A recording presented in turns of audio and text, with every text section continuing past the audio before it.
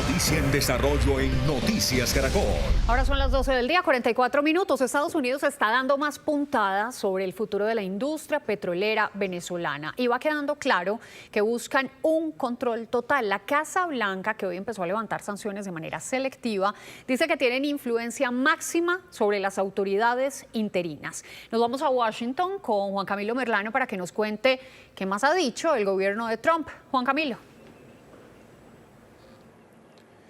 Alejandra, ha sido una mañana llena de desarrollos en torno a Venezuela, por un lado en el Congreso, pero también aquí en la Casa Blanca. En el Congreso, el secretario de Estado Marco Rubio dio detalles del plan que ha delimitado Estados Unidos frente al futuro de Venezuela. Dijo que consiste en 3 pasos. Estabilización, que es evitar que el país, Venezuela, descienda en el caos. Recuperación, aquí habló de amnistía y liberación de presos políticos y un proceso de reconciliación en Venezuela. Y finalmente, transición hacia la democracia en territorio venezolano. Eso en el marco del plan que está delimitando Estados Unidos en cabeza del secretario de Estado Marco Rubio, quien es principalmente el encargado de la situación. Y aquí en la Casa Blanca, la secretaria de prensa Karoline Leavitt acaba de concluir una conferencia de prensa donde también se refirió a Venezuela. Dijo primero que en efecto Estados Unidos tiene total influencia sobre las autoridades interinas en Venezuela, que están levantando de manera selectiva sanciones al sector petrolero venezolano para poder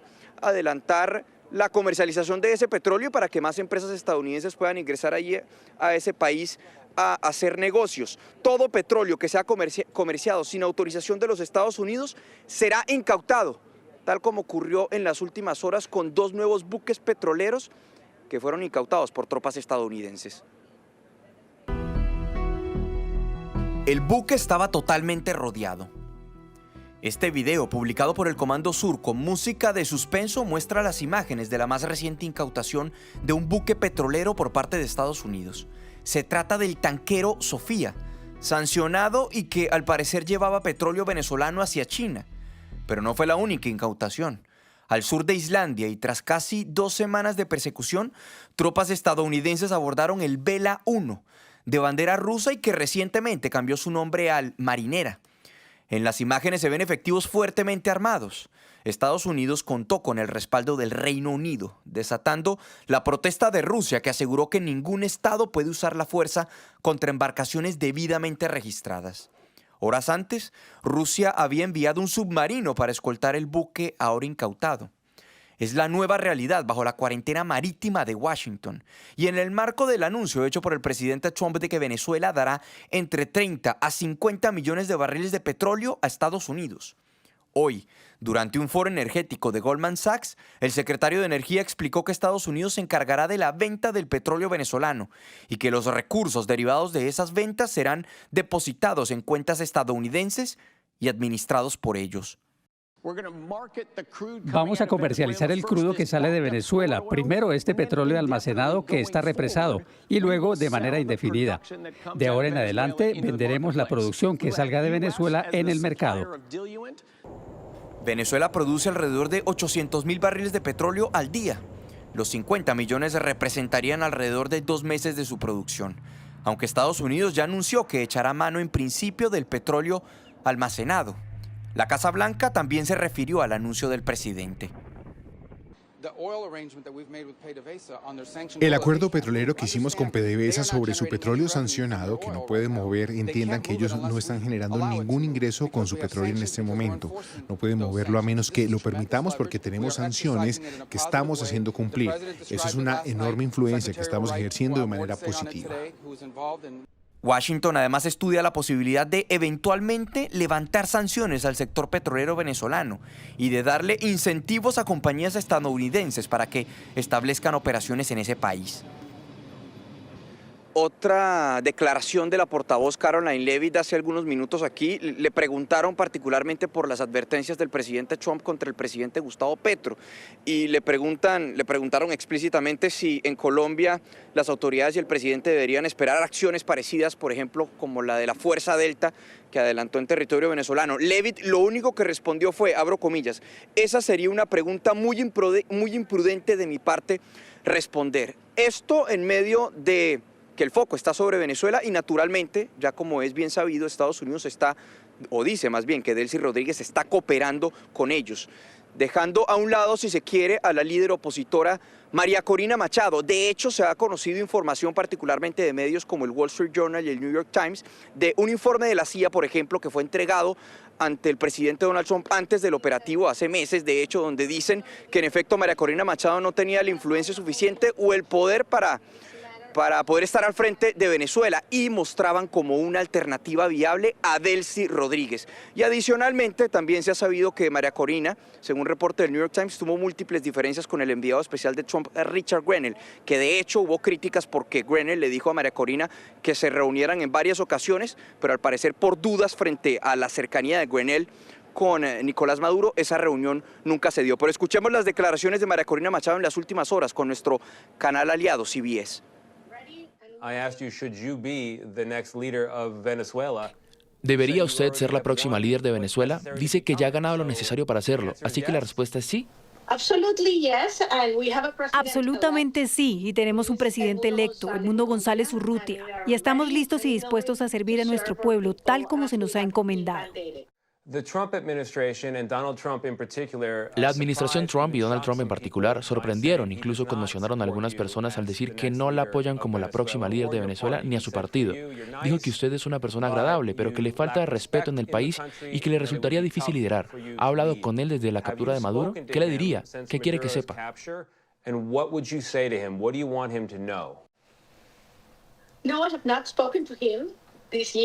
No he hablado con él este año y he insistido con un mensaje claro en nombre del pueblo venezolano. Estamos muy agradecidos. Hace unas semanas la gente habría dicho que era imposible llegar a este punto, y el liderazgo y la valentía del presidente Trump han logrado que Nicolás Maduro tenga que rendir cuentas ante la justicia. Y esto es importantísimo. Este es un gran paso hacia la restauración de la prosperidad, el Estado de Derecho y la democracia en Venezuela. Ms. Machado, on that point, the people who put those individuals in prison. Las personas que han encarcelado individuos, muchas de ellas todavía están en el poder. De hecho, todas ellas, con la excepción de Maduro, su adjunta Delcy Rodríguez, quien ahora es la presidenta interina, siguen al mando. Algunas personas en Estados Unidos dicen que es moderada, que va a cooperar con Estados Unidos. ¿Qué opina usted? ¿Cree que es la persona adecuada para liderar Venezuela en este momento?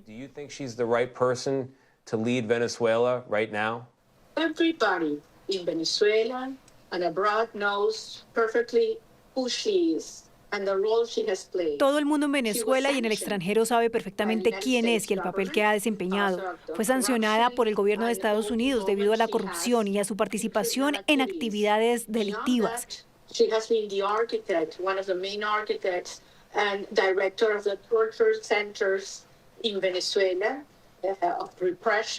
Además, ha sido la arquitecta, una de las principales arquitectas y directora de los centros de tortura en Venezuela, de la represión contra personas inocentes, y el principal enlace, la principal figura que tiene relaciones con Rusia e Irán y con otros países que, como sabemos, encubren actividades delictivas en Venezuela.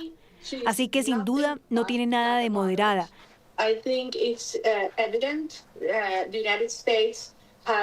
Creo que es evidente que Estados Unidos le ha dado instrucciones para que tome ciertas medidas con respecto al desmantelamiento de la estructura criminal, como camino hacia una transición completa a la democracia en Venezuela.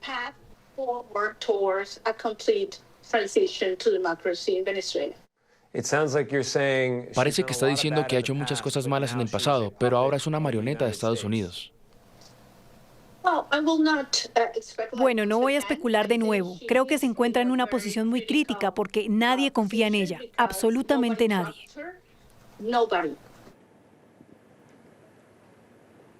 En Noticias Caracol en Vivo hablamos con uno de los asesores de María Corina Machado, Pedro Urruchurtu, quien dio más detalles sobre el futuro de Venezuela y sobre lo que considera son los riesgos bajo Delcy Rodríguez.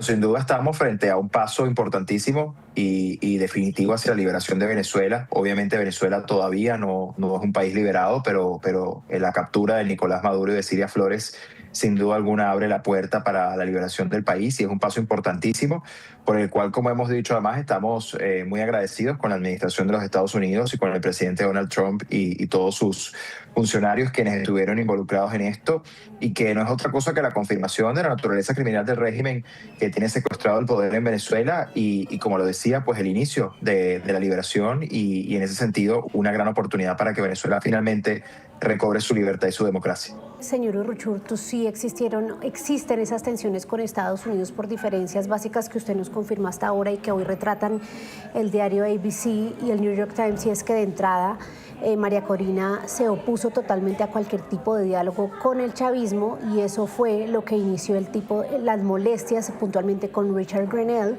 enviado especial de Donald Trump para la región.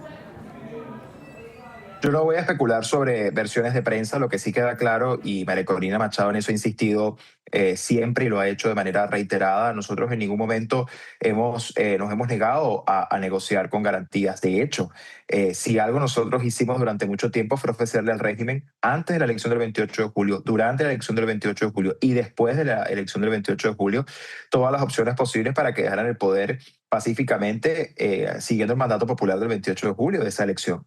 Y fue el régimen el que se negó reiteradamente a dejar el poder por esta vía. Eso fue, entre otras cosas, lo que hizo que tuviéramos que llegar a este punto, por decisión del propio régimen, y hay que recordar eso.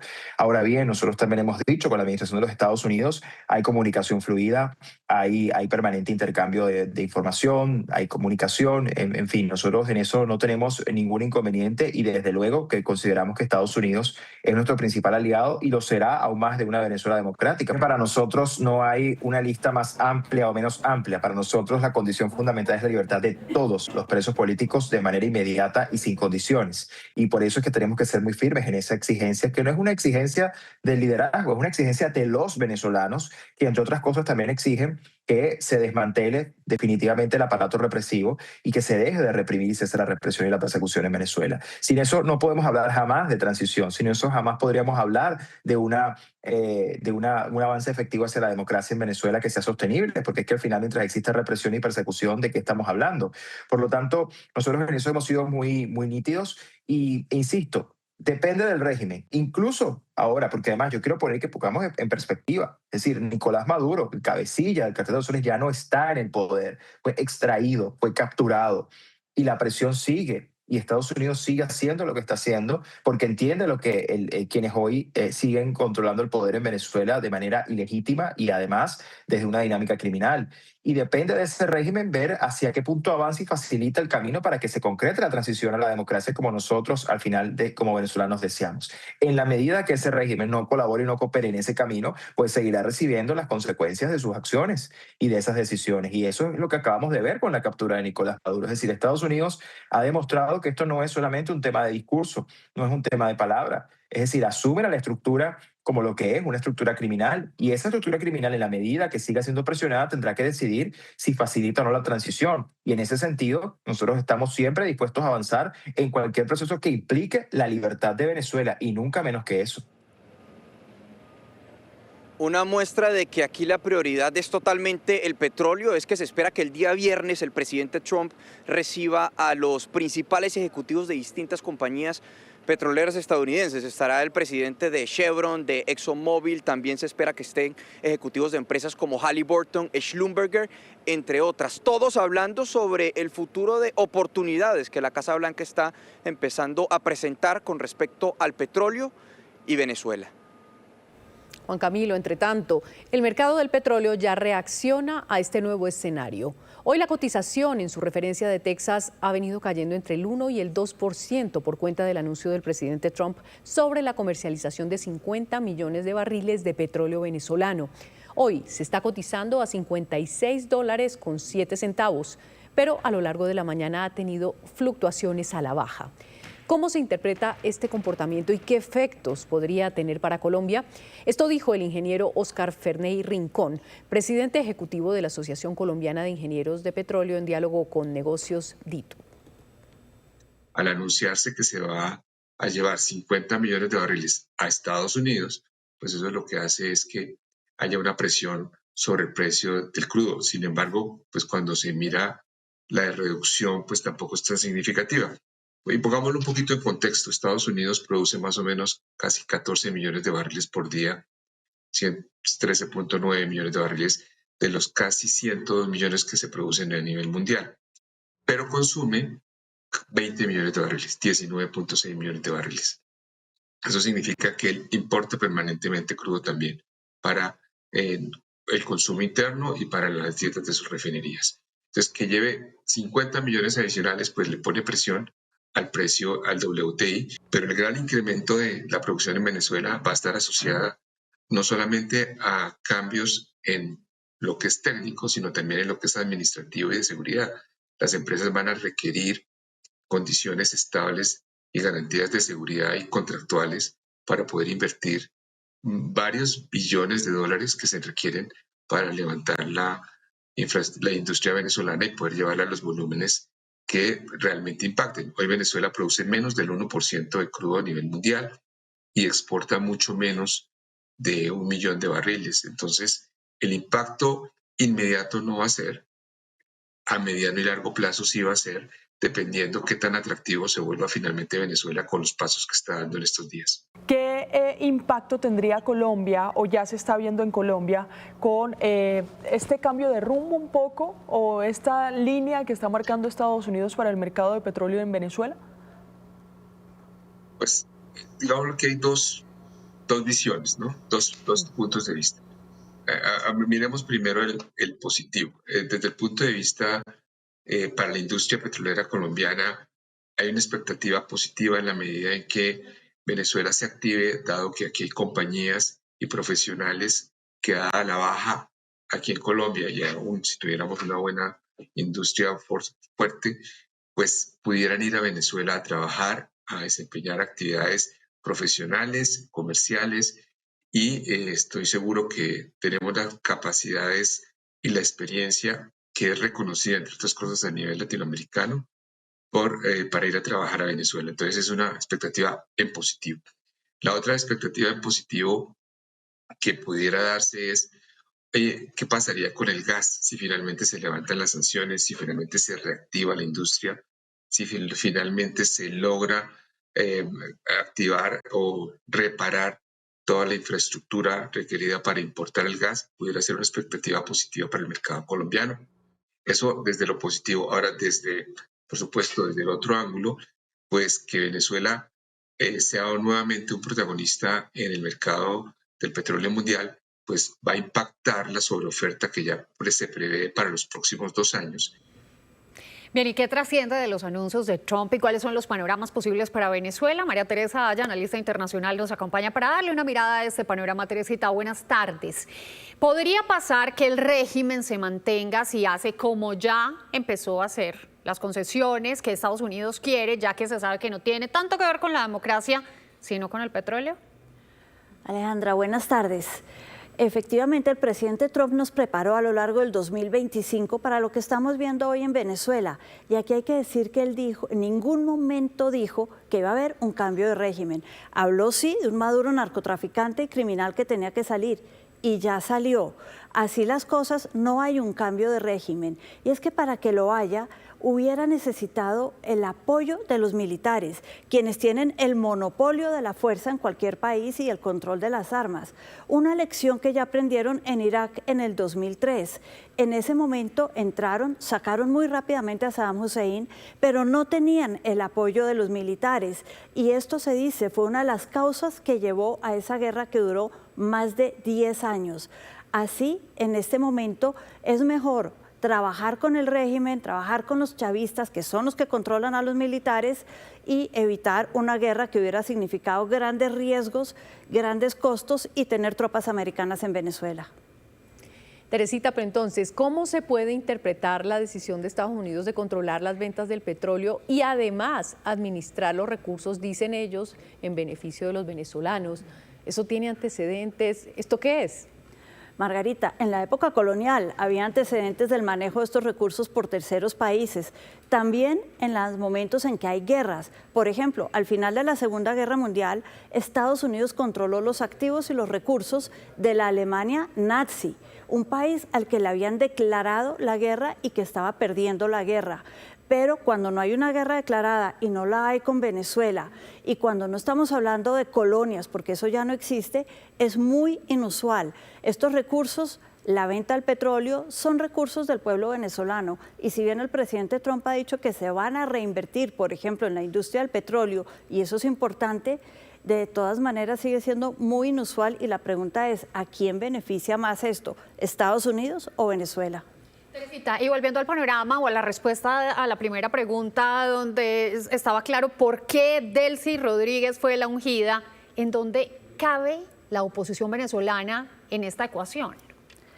La oposición venezolana, al no controlar los militares, no tiene mucha cabida, mientras que Delcy Rodríguez tiene una cabida interesante. A ella la llaman la tigresa en Venezuela y ella pensó, uno, en el petróleo, sí, es posible, lo conoce muy bien, fue ministra del tema, y en su propia supervivencia.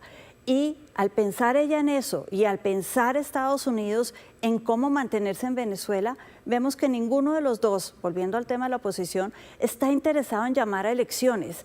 Tan es así que están hablando que la ausencia de Maduro es una ausencia transitoria. ¿Por qué? Porque la Constitución dice que cuando se declara la ausencia total del presidente de Venezuela, tiene que llamarse elecciones en 30 días. Aquí ninguno de los dos ha hablado de eso, dejando a la oposición por fuera de todo lo que se está cocinando en Venezuela. Teresita, gracias, muchas preguntas abiertas. Y además, ¿tiene Venezuela la capacidad de cumplir con el pedido inicial que ha hecho el presidente de los Estados Unidos, Donald Trump, de 50 millones de barriles de petróleo? ¿Qué dicen los expertos sobre este impacto en la economía venezolana? Aquí les contamos.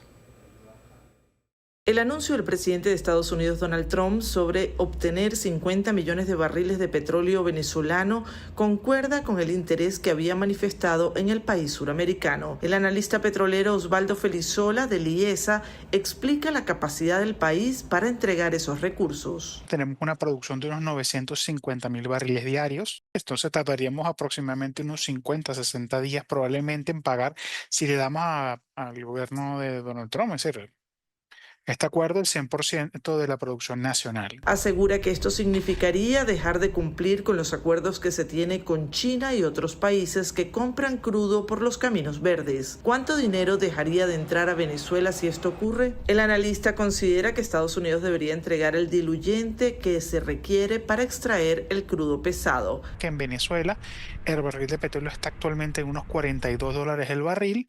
Eso nos da un estimado aproximadamente, multiplicándolo por los 50 millones, unos 2.100 millardos de dólares. Afirma que si no entran las regalías producto de esa venta de petróleo, el país entrará en una nueva crisis económica. Si no se introduce en la economía venezolana, lo que veremos es lo que hemos visto en el último año, es decir, el 2025, a través de la paridad cambiaria es difícil de controlar. Indicó que el secretario de Energía de Estados Unidos dio a entender que podría invertir en Venezuela para aumentar la producción.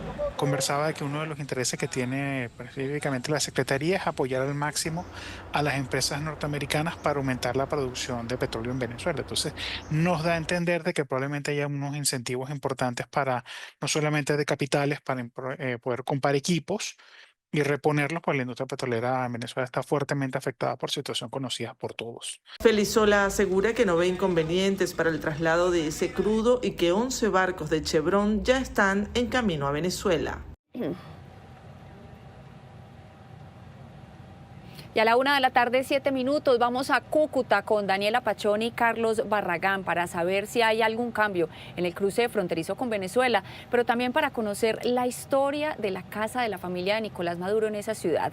Daniela, iniciamos con usted. Cuéntenos qué dicen en Cúcuta sobre Nicolás Maduro y la parte de la familia de él que vivió allá y también cómo está la frontera hasta ahora.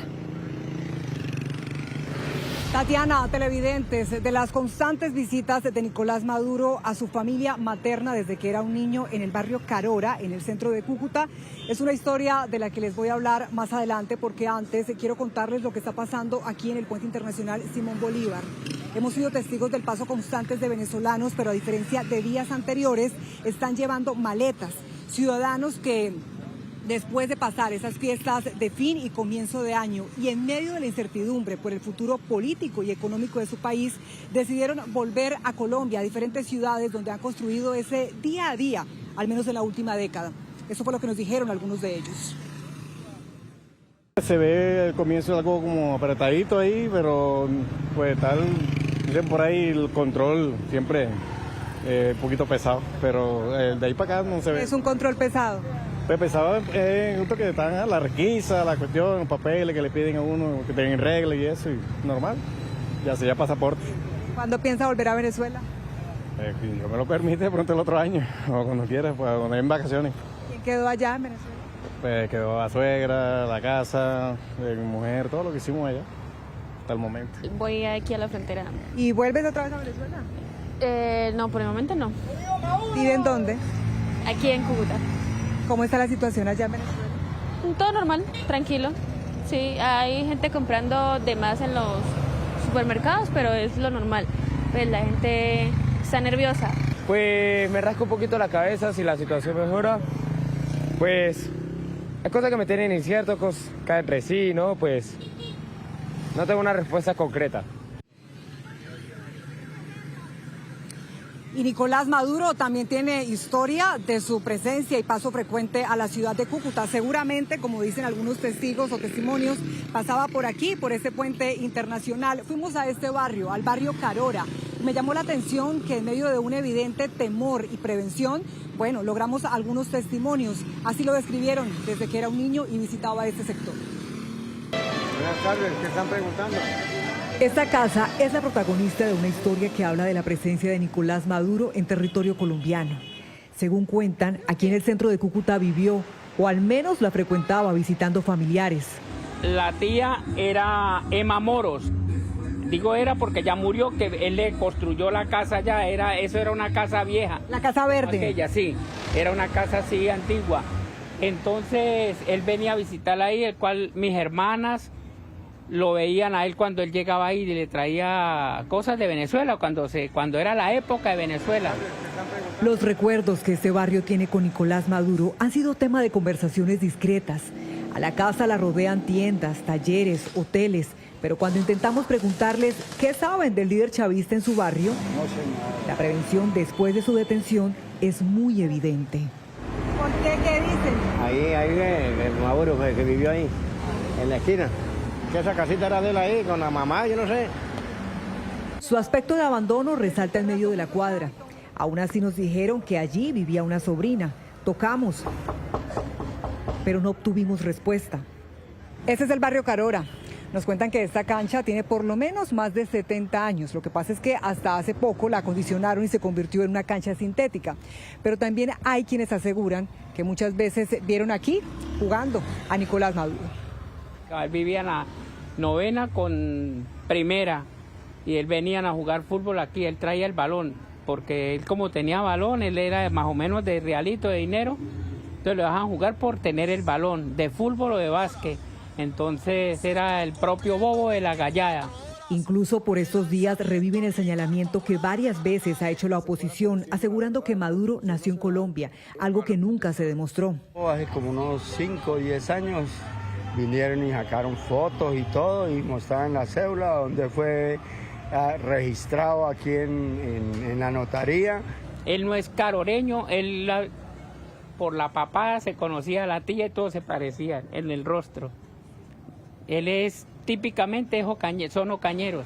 La historia del barrio Carora está marcada por las versiones de un capítulo en la vida del hombre que fue conductor de autobuses, dirigente sindical, canciller y elegido de Chávez para seguir su legado. Y tras 13 años en el poder, hoy está en una cárcel de Estados Unidos. Miren, ese sector, aquí el puente Simón Bolívar, está ubicado en el sector que se conoce como La Parada, hace parte del municipio de Villa del Rosario, el norte del Santander. Y esta dinámica fronteriza también le ha dado un impacto a diferentes barrios que rodean el puente. Impacto en materia de seguridad, de economía, de salud, de educación. Pues Carlos Barragán ha hecho un recorrido por estos barrios, encontró historias y secretos. Carlos, ¿en dónde está? Y cuéntanos qué encontró. Hola Daniela, yo estoy en la segunda calle principal de comercio que tiene La Parada. Vean ustedes todo lo que hay. Usted encuentra aquí desde un pan por 230, 240 pesos hasta cualquier medicina que usted necesite, pero todas por supuesto de origen colombiano. Durante muchos años los colombianos llegaban aquí a comprar productos venezolanos porque llegaban a muy buen precio. Con el cierre de la frontera por allá en el año 2018 prácticamente la situación se cambió. Venían los venezolanos a comprar los alimentos y las medicinas acá a esta parte de Colombia. Algunos grupos ilegales tomaron control de las trochas que comunican a los dos países y allí se desarrolló toda una economía delincuencial que vino a cambiar en el año 2022 cuando volvió y se abrió la frontera al paso de los 3 puentes vehiculares y comerciales. Estas son las historias que hemos encontrado aquí en La Parada, en donde muchos saben que pasan cosas y pocos se atreven a revelarlas. En esta calle termina la llamada Autopista Internacional, cuyo destino es el puente Simón Bolívar, que comunica Colombia con Venezuela. Al girar a la derecha está el corregimiento de La Parada. Este sector de Villa del Rosario debe tener unas 8 cuadras de fondo y otras 8 más de largo para llegar al río Táchira. En La Parada pues viven personas que han venido inmigrantes de Venezuela, ya no hay tantos como antes. Vivimos los que hemos radicado por años aquí en La Parada. Durante la época del cierre de la frontera, este era el comienzo de las llamadas trochas o pasos ilegales. Por aquí pasaban a diario centenares de toneladas de víveres, pero por aquí también pasaron decenas de personas víctimas de ese tráfico. Esas economías ilegales trazaron límites y fronteras invisibles. ¿El uso de la trocha ha bajado? Y allá de aquella esquina para allá, casi no paso. Vamos a estar por aquí. No tengo que ir por allá. Habían enfrentamientos por ahí, pero ya hace rato que no. Don Iván dice que si bien el uso de estas trochas está en caída, todo lo que pasa ahora por el puente es legal. Al llegar a Venezuela hay que pagarle sí a todo mundo. Antes pasaba por la trocha normal y pasaba la cantidad de mercancía que fuera y listo. Pero ahora pasa de frente y la guardia cobra por carro que pasa. Las 3 cuadras antes de la trocha están destapadas. Nos dicen que aquí no hay servicios de acueducto y alcantarillado. Encontrarse a alguien en esta esquina cuesta. No hay duda que aquí viven familias, pero no se ve un alma en ellas. Caminamos hasta alcanzar ese sitio, la Trocha San Antonio. Esta es una de las trochas que comunica a Cúcuta con San Antonio. Antes por aquí pasaba toda suerte de mercancías de manera ilegal. Y por supuesto venían venezolanos hacia el lado de Colombia. Con la apertura del puente de hace varios años, esto cambió. La gente solamente lo usa por comodidad y rapidez. No, como está libre comercio, supuestamente entonces ya nosotros pasamos por arriba. Igual lo podría hacer por el puente. Sí, igualmente. Como está libre comercio, supuestamente en los gobiernos. Y caminamos por la trocha. Es más de 1,5 kilómetros hasta encontrar el río Táchira. Los maleteros inmigrantes pasaban por ese puente artesanal, si se quiere, de piedra, y tomaban la trocha hacia Cúcuta. Se pagaban, por supuesto, grandes cantidades de dinero por este paso, pero prácticamente eso desapareció con la legalidad que tienen hoy los pasos fronterizos. Pero volvamos al barrio. Por aquí, por la trocha, llegan algunos alimentos como la yuca de San Antonio. Ahí, mientras que uno pueda, como se dice, guerrearla, patrón, y salir adelante, bueno. ¿Cómo está? A 3.500 el kilo. Aquí muchas casas son bodegas de todo el comercio que se mueve en La Parada. Nos referimos a la calle contigua a la autopista sobre el puente Simón Bolívar. Marina tiene un local, es una colombiana de esas que no se rinden. Aquí yo, porque tengo aquí 10 años, ya tengo el punto, como dice, hecho. Y la gente allá con esa necesidad, pues ellos ya saben que aquí encuentran lo que necesiten a buen precio. Detrás de cada producto y de cada mercancía hay un ser humano que está pagando muy caro el vivir aquí. Como se dice aquí, joden, perdón la palabra, es al que trabaja. Esa es la palabra, porque a los delincuentes no les hacen nada. Es a uno que trabaja. A mí, por ejemplo, me han atracado, a mí me han extorsionado, a mí me han vacunado de todo, mejor dicho, ya estoy que me voy y tengo 73 años. ¿Y llevas 10 años en ese punto? Sí. No ha sido nada fácil. No, es terrible aquí. Esta es la vida en La Parada, la otra frontera en la que no hay pasaportes ni sellos. Aquí, aparte del puente, hay una frontera de economías en donde subsistir para cada uno tiene un precio. La Parada es la despensa de Venezuela. Aquí se consigue desde una libra de arroz, de harina, hasta una puntilla, y todo lo llevan para el vecino país. Pero debajo de esa economía legal hay unas personas que se aprovechan de muchos comerciantes, por no decirlo de casi todos. Eso es lo que encontramos en La Parada, pero tenemos más historias de los otros pasos fronterizos más adelante, Daniela. Sí, señor Carlos, y me quedó sonando la frase con la que cerró su informe. Aquí subsistir para cada uno tiene un precio diferente. Bueno, pues la población de La Parada también se suma a esos más de 300.000 venezolanos que de manera oficial se conoce que viven en norte de Santander. Venezolanos que poco a poco están recobrando esa normalidad, accediendo en Cúcuta a salud, a educación y al comercio. Y también nos ha dicho Migración que esa dinámica o el movimiento de sellar pasaportes de quienes quieren llegar por aquí al aeropuerto Camilo Daza se mantiene con normalidad. Bien, Daniela, muchísimas gracias por su reporte. Sin duda alguna, ese operativo que hubo el fin de semana en Venezuela ha causado muchísimos ecos. Frente a eso se pronunció el expresidente Álvaro Uribe. Defendió esa operación de Estados Unidos en Venezuela, que terminó con esa captura de Nicolás Maduro, pero sí cuestionó el rumbo del gobierno de Petro y advirtió que Colombia podría estar recorriendo el mismo camino de deterioro institucional. Alejandra, en entrevista con Noticias Caracol, Uribe pidió recomponer las relaciones Estados Unidos-Israel y tasó el futuro político del Centro Democrático para las elecciones. Arranco con la misma inquietud que le hemos planteado a todos los que han pasado por estos micrófonos, repito, desde el fin de semana. ¿Cuál es su primera reflexión de lo que pasó en Venezuela, que terminó con la captura de Nicolás Maduro y de su esposa? Por fortuna sacaron a Maduro, aunque tarde. Le debió sacar la Fuerza Armada de Venezuela para hacer respetar la democracia. Y lo que hay que decir es, ¿por qué hay que mantener allí un gobierno dictatorial que tortura al pueblo? Ha subido la pobreza del 40 al 90%. 9 millones de venezolanos exiliados. Actualmente 863 presos políticos, para no sumar todos los del régimen. Han entregado su territorio, su espacio aéreo, su mar, para el tráfico de drogas. Una amenaza a Colombia con la protección de los terroristas colombianos. Una amenaza a los Estados Unidos por ese envío permanente de drogas. Es una agresión continuada. Una amenaza a la seguridad de los Estados Unidos y democracias occidentales al albergar allí a Hamas y a Hezbollah, grupos terroristas internacionales que son declarados enemigos de los Estados Unidos. Por todas estas razones, la acción es legítima. Me duele que no lo hubieran hecho con los Castro. Mi esperanza es que no solamente saquen a Maduro, sino que se cambie totalmente ese régimen y que Venezuela tenga un camino de bienestar colectivo y de libertad. ¿Cómo ha visto usted, cómo se logra entender que esa transición se haga poniendo de presidenta interina a la segunda del régimen del hombre que acaban de capturar?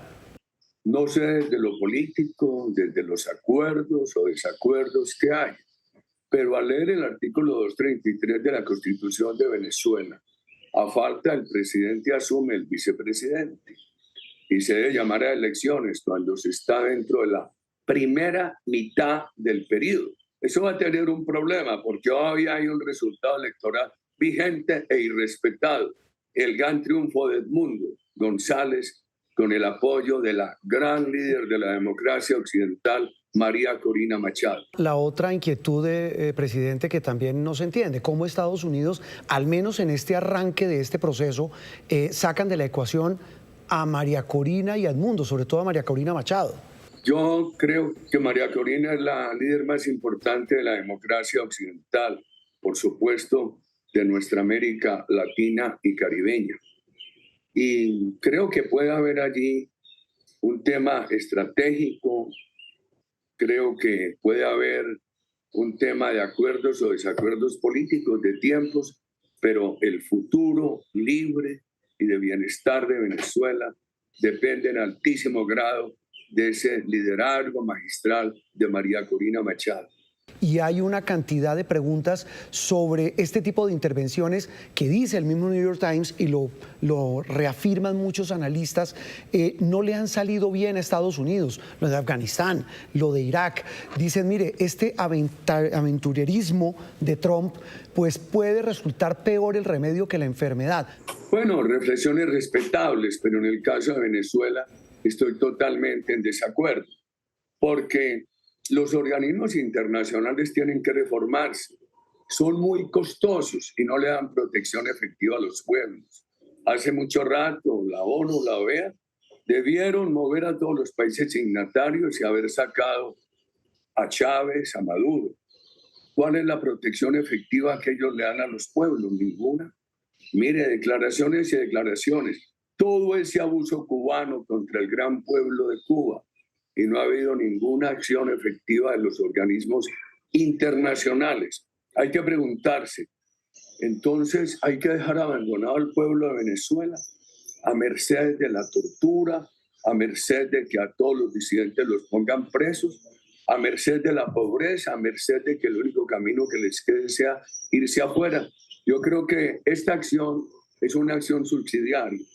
La debieron emprender hace rato organismos internacionales que tendrán que reformarse para pasar de la retórica a la eficacia. El presidente Trump dijo en un avión, ante la pregunta de una periodista, ¿es buena idea hacer una operación militar en Colombia?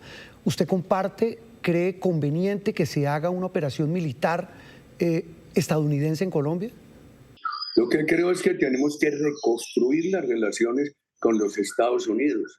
El segundo plan Colombia lo empezó a negociar Santos como ministro, salió a buscar la presidencia, lo terminó nuestro gobierno.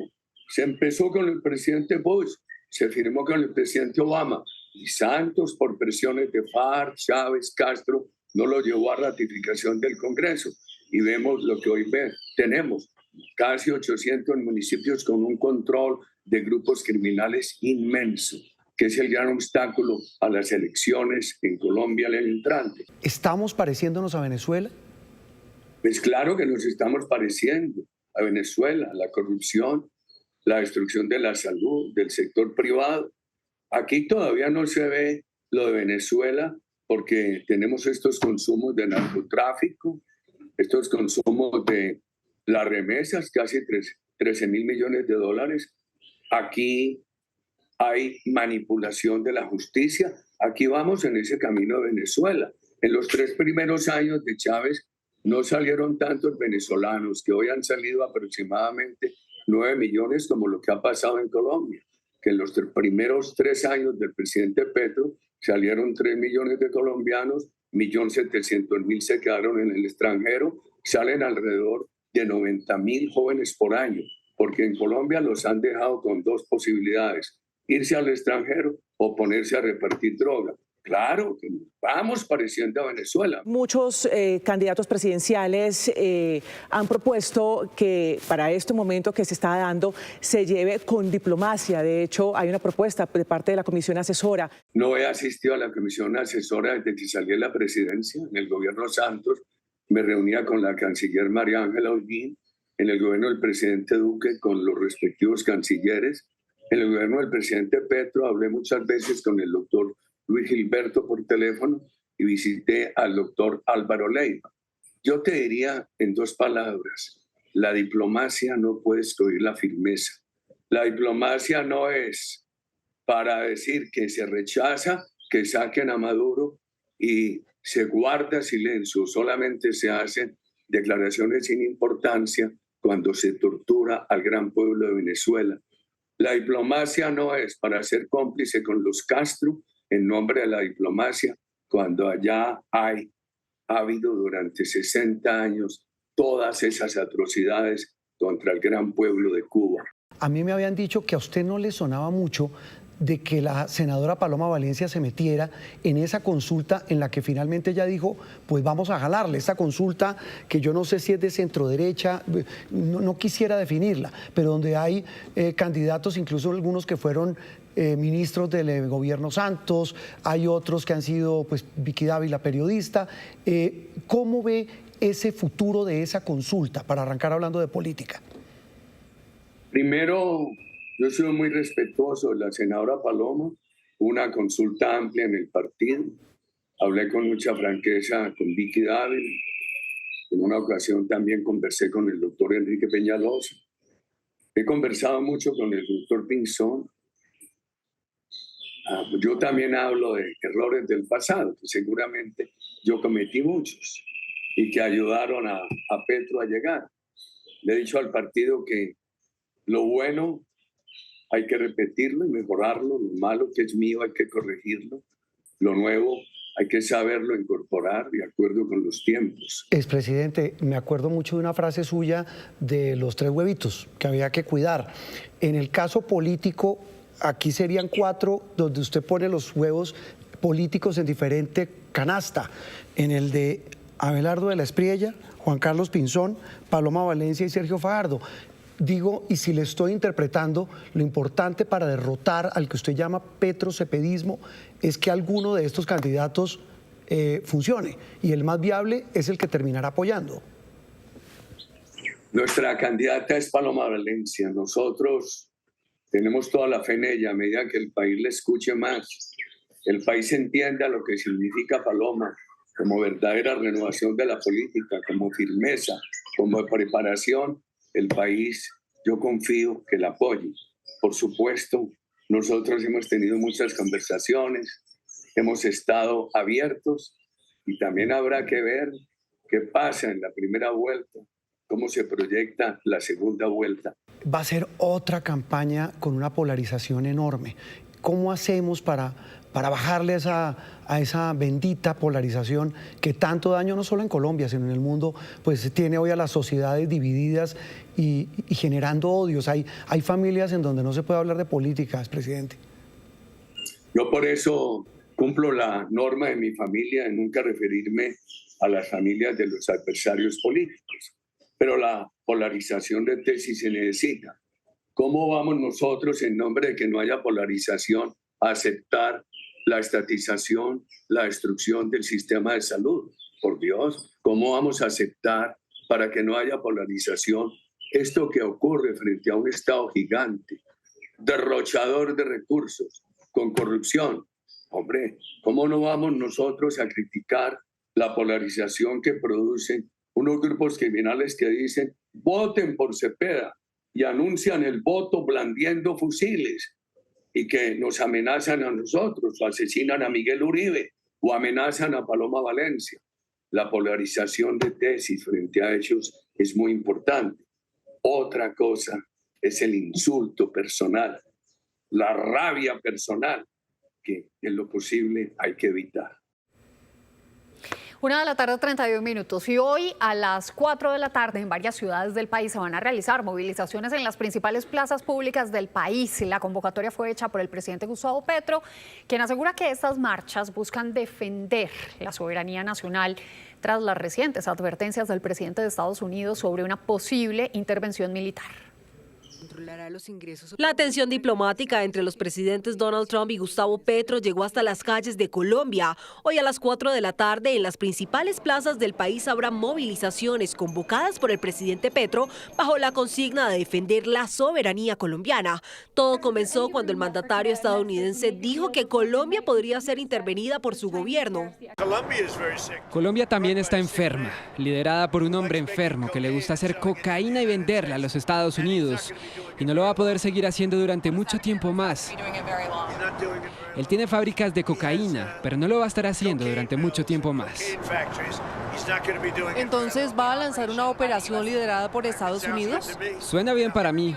La respuesta del presidente Petro llegó a través de su cuenta en X. Aseguró que por la patria tomaría de nuevo las armas y que a la Constitución colombiana se respeta.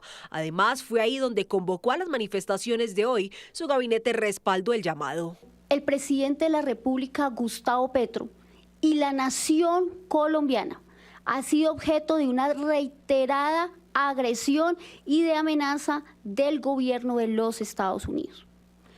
La persecución al señor presidente de la República obedece a su liderazgo mundial en la defensa de la soberanía de las naciones. Invitamos a la movilización de los pueblos, a la movilización de los pueblos no solo de Colombia, sino también del mundo, en la defensa de la vida, en la defensa de la democracia, en la defensa de la soberanía y el respeto de la autodeterminación de los pueblos. En Bogotá, el punto de encuentro será la Plaza de Bolívar, donde se espera que hable el presidente. Hasta ahora, al menos 19 ciudades capitales saldrán a las calles.